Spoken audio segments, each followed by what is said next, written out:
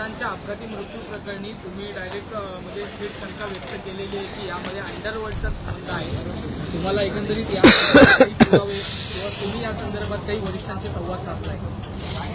पहिल्यांदा राज्यसभेवर बिनविरोध निवड झाल्याबद्दल आमच्या पक्षाचे नेते पार्थदादा पवार यांचं पक्षाचा एक कार्यकर्ता म्हणून मी अभिनंदन करतो. सोबतच महायुतीचे जितके खासदार बिनविरोध झाले त्या सर्वांचं मी या निमित्तानं अभिनंदन करतो. महायुतीने ही संधी त्यांना दिली आणि महाविकास आघाडी करून सुद्धा आदरणीय पवार साहेब राज्यसभेवर गेलेत. साहेबांचं पण अभिनंदन.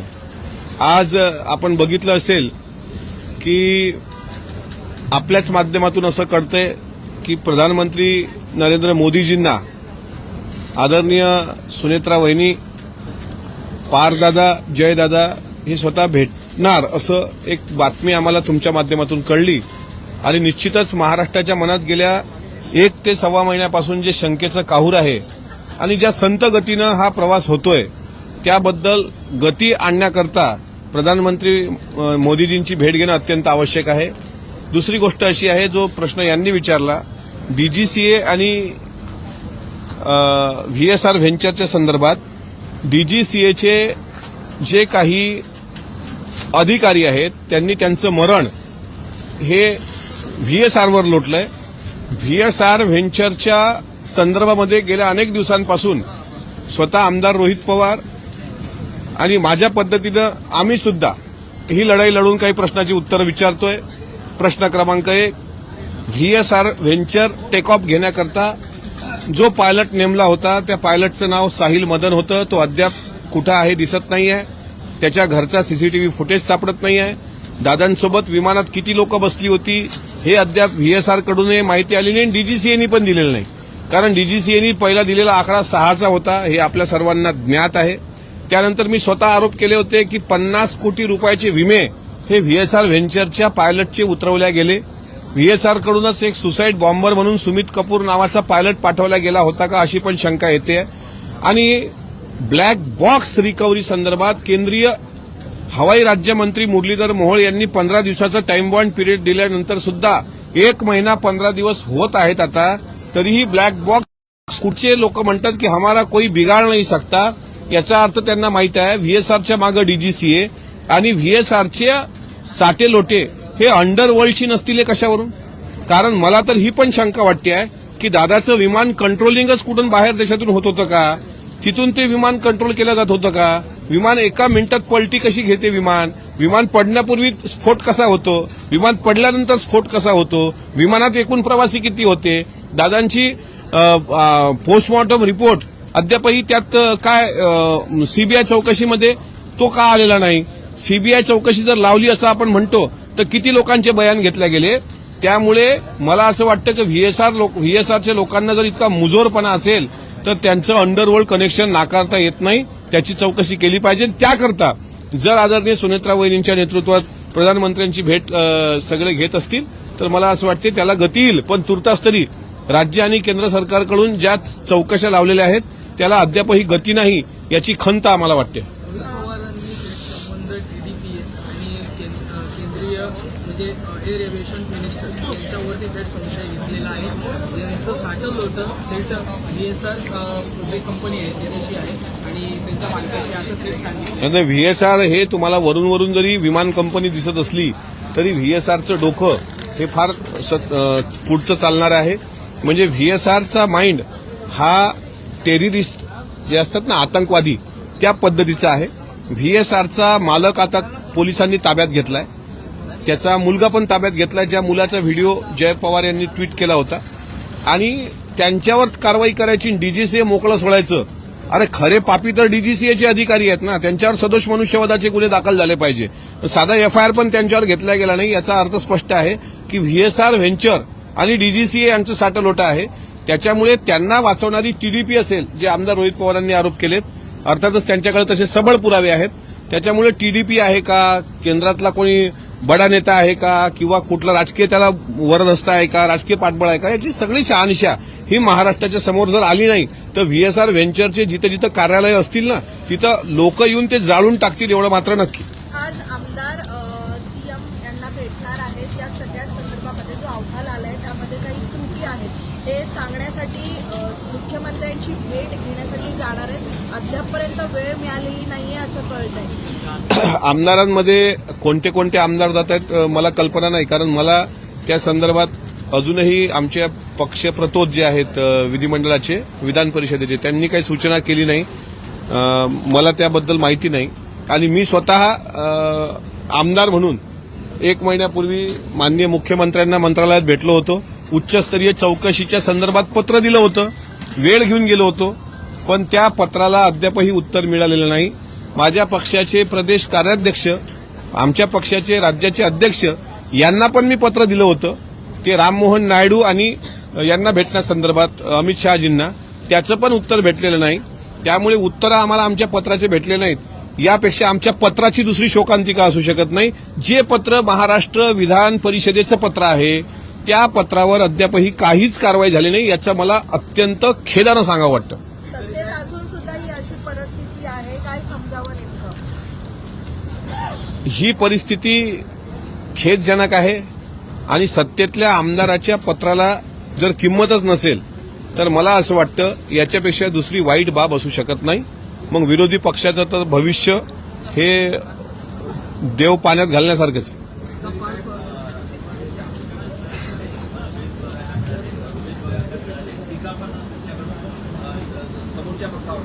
माझ्याकडून झाली, पण त्यांनी केल्यानंतरच झाली, मी स्वतःहून नाही केली.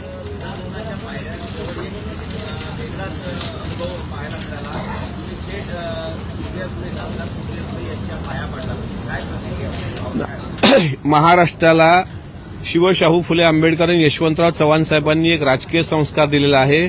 तोच संस्कार आदरणीय अजितदादांनी आम्हाला पक्षात घेण्यापूर्वी शिकवलेला आहे आणि तो संस्कार आपल्या मराठी मातीतला आहे. विदर्भाच्या लोकांमध्ये आणि महाराष्ट्राच्या मातीमध्ये तो संस्कार अजून जिवंत आहे.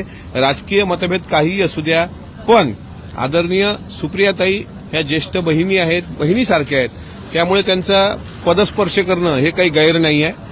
आणि महाराष्ट्राची संस्कृती जपल्याचा मला अभिमान आहे. जी मराठमोळी महाराष्ट्राची संस्कृती आहे, जी जिजाऊ साहेबांनी आपल्याला दिली, ते आम्ही जपण्याचा आम्हाला अभिमान वाटतो. आणि हेच दादांची शिकवण होती.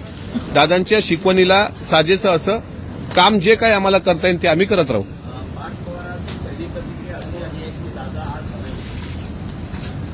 नाही, खरं आहे ना, पार्थ पवार हे खासदार म्हणून जात आहेत, तर याचा आनंद सर्वात जास्त कोणाला झाला असता तर तो वडिलांना झाला असता. म्हणजे आमच्या राजकीय याच्यामध्ये दुर्दैव असं म्हणता येईल की मी महाराष्ट्र विधान परिषदेचा आमदारकीची शपथ घेते त्यावेळेस माझे वडील नव्हते, त्यावेळेस मलाही वाईट वाटलं होतं. आज ते राज्यसभेत बिनविरोध गेलेत, याचा आनंद सर्वात जास्त हा अजितदादांना झालाच असता की पार्थदादा तिथं जात आहेत. त्यामुळं त्यांना ते आठवण येणं साहजिक आहे. आणि भविष्यातही दादांची कमी, आता उद्याचा अर्थसंकल्प आहे, मला सांगा 12वा अर्थसंकल्प, 12व्यांदा उद्या दादा अर्थसंकल्प मांडणार होते. तुम्हाला पण तशीच आठवण येईल, कारण अर्थसंकल्प झाल्यानंतर याच वेळेस दादा तुमच्यासमोर येत होते आणि पत्रकारांना अर्थसंकल्पाच्या बाबतीत सांगत होते. आता उद्या ते चित्रच तुम्हाला दिसणार नाही. म्हणजे हे इतकं वाईट आहे. त्याच्यामुळे शपथविधीच्या दिवशी सुद्धा ह्या भावना दाटून येणं, उद्याचा दिवस जसा 28 जानेवारी आम्हाला एक काळा दिवस आम्ही मानतो, तसा उद्याचा अर्थसंकल्पाचा दिवस सुद्धा आमच्यासाठी तो वाईटच दिवस आहे, वेदनादायी आहे. या विधिमंडळात अर्थमंत्री म्हणून दादांनी अर्थसंकल्प न मांडणं, मला असं वाटते त्या बजेटला किंवा त्या अर्थसंकल्पाला अर्थ नाही, असंच चित्र उद्याच्या विधिमंडळात आपल्याला दिसेल.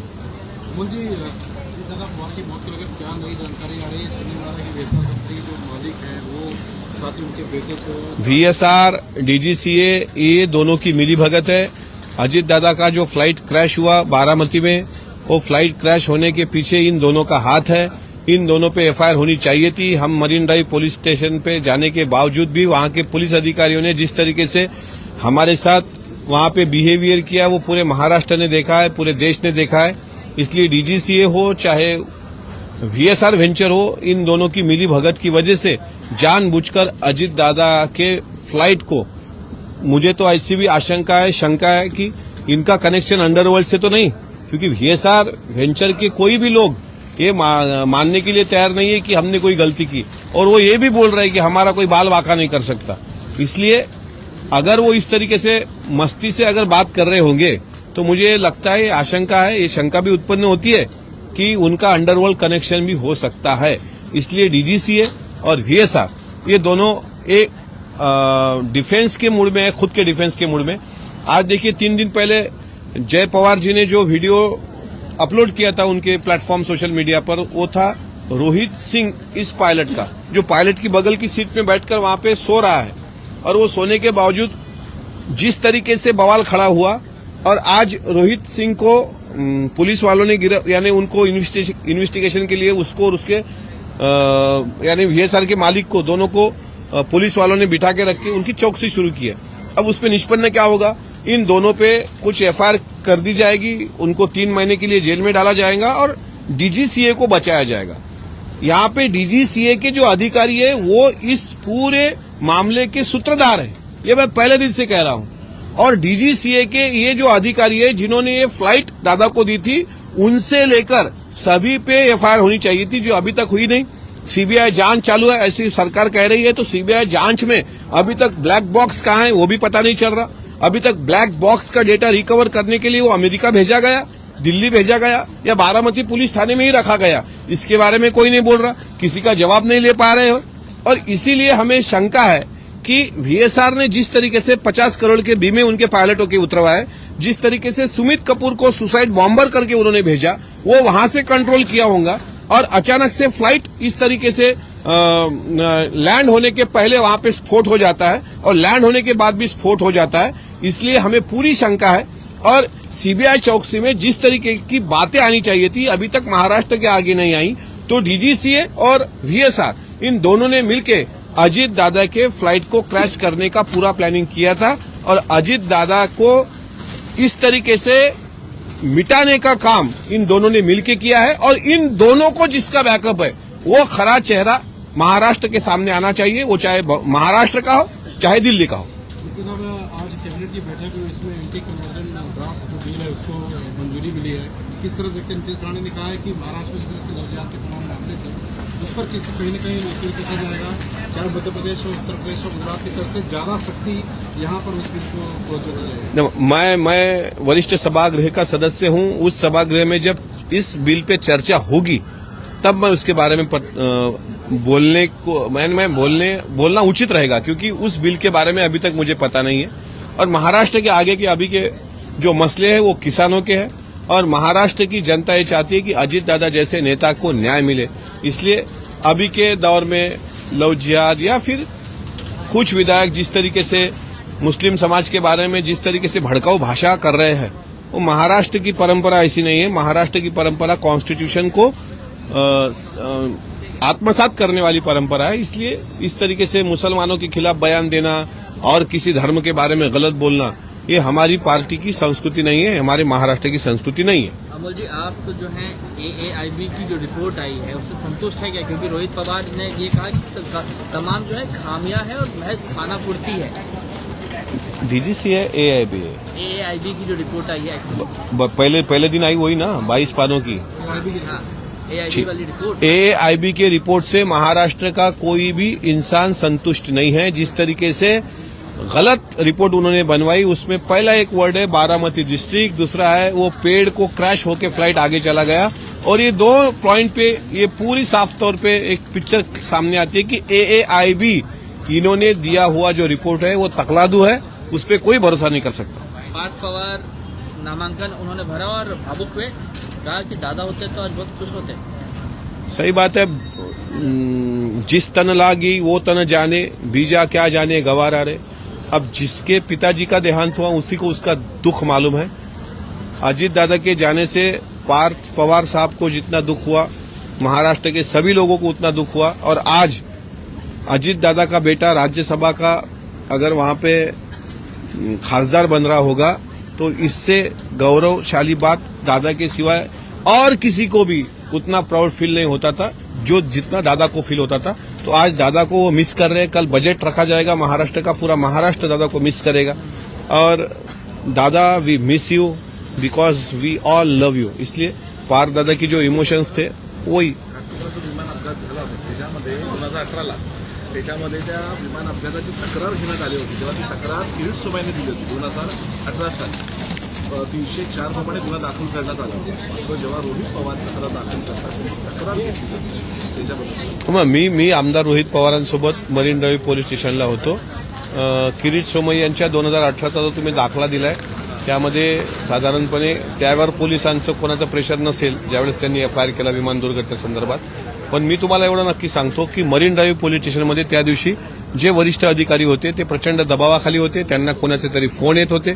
त्यांचा जर सीडीआर काढला तर त्यांना कोणाचे फोन आले आणि एफआयआर होत असताना, म्हणजे आम्ही म्हणत नाही की आमचा एफआयआर तिथे घेतला जात नव्हता, तिथे एफआयआर होणं सुरू होती प्रोसेस, तेव्हा त्यांचे वरिष्ठ अधिकारी येतात सांगतात आता एफआयआर होऊ शकत नाही. त्यामुळे मरीन ड्राईव्ह आणि बारामती पोलीस स्टेशनमध्ये जे काही घडलं ते अत्यंत वेदनादायी आहे आणि म्हणून त्यांच्यावर कोणाचा तरी प्रभाव होता किंवा त्यांच्यावर कोणाचा तरी दबाव होता, त्याच्यामुळे पोलीस घाबरून त्यांनी तो एफआयआर घेतला नाही. आता पोलीस जर घाबरले तुम्ही म्हणताय, म्हणजे मी म्हणतोय त्याचं कारणच असं आहे की पोलिसांना असं का वाटलं की अजितदादांसारख्या माणसाचा, एवढ्या मोठ्या व्यक्तीचा, ज्यांनी पोलीस प्रशासनाचा सुद्धा इतका आदर करणारा एकमेव नेता होता महाराष्ट्रामधला, सदरक्षणाय खलनिग्रहणाय जे ब्रीदवाक्य पोलिसांचं आहे ते जगणारा नेता दादा होता. त्यामुळे दादांबद्दल एफआयआर घेताना ज्या पद्धतीने पोलिसांनी त्यांची मानसिकता दाखवली अत्यंत निंदनीय आहे. मात्र आम्ही आता आमच्या पद्धतीने प्रयत्न करतो आहोत. मला असं वाटतं, एक महत्वाची गोष्ट सांगतो, या आठवड्यामध्ये अजितदादांच्या विमान अपघाताची चौकशी करावी याकरिता विरोधी पक्षाकडून माननीय सभापती राम शिंदे साहेबांना अशी विनंती केली होती की स्थगन प्रस्ताव अंतर्गत सभागृहामध्ये चर्चा झाली पाहिजे. मग माननीय राम शिंदे साहेबांनी सांगितलं की 93ची चर्चा ही आपल्याला या सभागृहात या विषयाच्या अनुषंगानं घेता येत नसली तरी विषयाचं गांभीर्य पाहता ही चर्चा आपण या आठवड्यात घडवून आणू आणि बुधवारी सकाळी ही चर्चा होणार होती. पण कालच्या कामकाजात कुठं चर्चा नव्हती. आज गुरुवार, माझ्या माहितीप्रमाणे रात्री 10 वाजता जो दिनक्रम असतो विधान परिषदेचा, त्या विधान परिषदेच्या दिनक्रमामध्ये अल्पकालीन चर्चा या आयुधाखाली उपमुख्यमंत्री अजितदादा यांच्या विमानाच्या अपघातासंदर्भात चर्चा घडून आणण्याचा एक कार्यक्रम जाहीर होता छापलेला. पण नंतर सुधारित जो दिनक्रम आला त्यामधूनही ते वगळलं गेलं. आता इथे माझ्या मनात शंका अशी आहे की विधान परिषदेमध्ये वरिष्ठ सभागृहात जर अशी चर्चा आज घडून येणार होती तर ती चर्चा घडून का आणल्या गेली नाही? काल रात्री तो कार्यक्रम का बदलला गेला, कसा बदलला गेला? आणि जर याला दुसरं कारण असेल, ठीक आहे, आज राज्यसभेच्या उमेदवारी भरण्यासंदर्भातली गडबड होती किंवा उद्या आता अर्थसंकल्प मांडला जाणार आहे म्हणून पुढच्या आठवड्यात सोमवारी तरी ही चर्चा आली पाहिजे.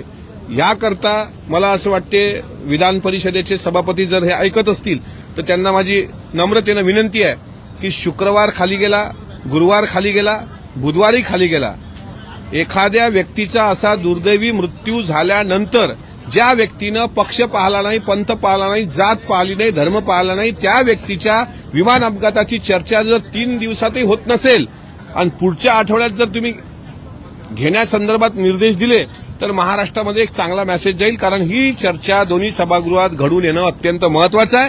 तोपर्यंत डीजीसीए, तोपर्यंत व्हीएसआर, तोपर्यंत सुमित कपूर पासून मदन साहिल पर्यंतचे सगळे पायलट, ह्या बाबतीतल्या शंका कुशंका ह्या महाराष्ट्राच्या मनात कायम राहतील. ही बाब गंभीर होती म्हणून मी तुमच्या निदर्शनास आणली. त्या चर्चेमध्ये मरीन ड्राईव्ह पोलीस स्टेशन ज्या पद्धतीने आमच्याशी वागलं त्या संदर्भात सुद्धा मी पॉइंट ऑफ इन्फॉर्मेशनद्वारा सभागृहामध्ये मांडल्यानंतर संसदीय मंत्री चंद्रकांतदादा पाटलांनी आश्वस्त केलं होतं की त्या पोलिसांवर आम्ही कारवाई करू. अद्यापही त्या पोलिसांवर कारवाई झाली नाही. त्यामुळे वरच्या सभागृहात जर मंत्री आम्हाला सत्तेतल्या आमदारांना शब्द देऊन जर असं म्हणत असतील की त्या पोलिसांवर कारवाई करू तर मरीन ड्राईव्ह पोलिसांनी जर एफआयआर घेतला नाही तर त्यांच्यावर काय कारवाई केली गेली? कारण तिथे सत्तेतले 2 आणि विरोधी पक्षातले 2 असे 4 आमदार होते आणि 4 आमदारांसोबत जी गैरवर्तणूक त्या पोलिसांनी केली त्यावर अद्यापही एफआयआर झालेला नाही किंवा अद्यापही सरकारकडूनही कुठली कारवाई झाली नाही. ही स्पष्टपणे मी या ठिकाणी सांगतो आणि चर्चेमध्ये हे मुद्दे उपस्थित केल्याशिवाय मी शांत बसणार नाही, हेही या निमित्तानं सांगतो. धन्यवाद. पवारांनी पत्रकार परिषदेमध्ये बोलले की विमानाची रेकी करण्यात आली, हे खरं आहे का? त्यांनी सप्रमाण हे दाखवलेलं आहे आणि त्यांचे मुद्दे अद्यापही कोणाला खोडता आलेले नाहीत. त्यामुळे त्यांनी या रेकीबद्दल जी शंका उत्पन्न केली त्या शंकेला दुजोरा मिळतो. कारण आम्हाला डीजीसीए, व्हीएसआर, त्यांचे मालक आणि त्यांचे पाठीराखेन त्यांना असलेलं पॉलिटिकल बॅकग्राऊंड यामुळे ह्या शंका, आणि म्हणून मी म्हटलं की त्यांचे अंडरवर्ल्डशी संबंध नाकारता येत नाही. जिथं अंडरवर्ल्डशी संबंध असतात तिथं विमानाची रेकी केली जाते, घराची रेकी केली जाते आणि रेकी केल्याच जाते. त्यामुळे त्यांच्या या शंकेला जागा उत्पन्न होते. प्रस्ताव विरोधी पक्षाचा असतो, स्थगनचा प्रस्ताव. राम शिंदे साहेबांना हे अधिकार आहेत, ते सभापती आहेत. खाली नार्वेकर साहेबांना आहेत, कारण ते विधानसभेचे अध्यक्ष आहेत. नाही, तो प्रस्ताव माझ्यासमोर आला नाही. क्रिकेटच्या पासेस, आम्ही काय क्रिकेटशी आमचा काही संबंध नाही. आम्ही शेतकऱ्यांचे घाम मोजतो, ते किती या धुऱ्यावरून त्या धुऱ्यावर धावतात. हे इथले नाही, आम्ही नाही दिले. होय, मग त्यांनी इकडे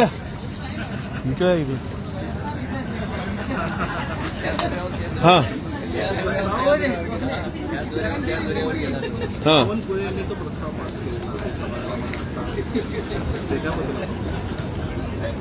आमच्या सभागृहात ते प्रस्ताव तसा आला नाही. त्यांनी आशिष शेलार साहेबांकडे तसं निवेदन दिलं. आपण म्हणताय आता ठीक आहे, त्यांना जायचं असेल क्रिकेट पाहायला गेले.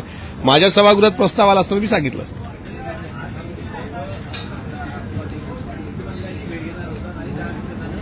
नाही, मला याबाबत कुठलीही सूचना आलेली नाही. आणि त्या चर्चेमध्ये म्हणजे जर ते मुख्यमंत्र्यांना भेटत असतील तर मला त्याबद्दल निमंत्रण नाही आलेलं. मला सूचना आली की मी जाणार, पण अद्याप तरी मला सूचना आलेली नाही.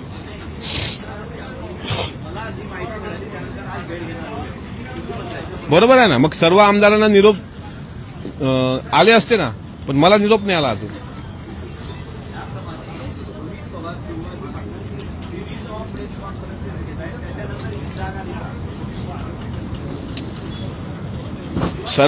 सर्व आमदारांबाबतीत ना जात असतील तर त्यांचं अभिनंदन. देर आहे दुरुस्त आहे.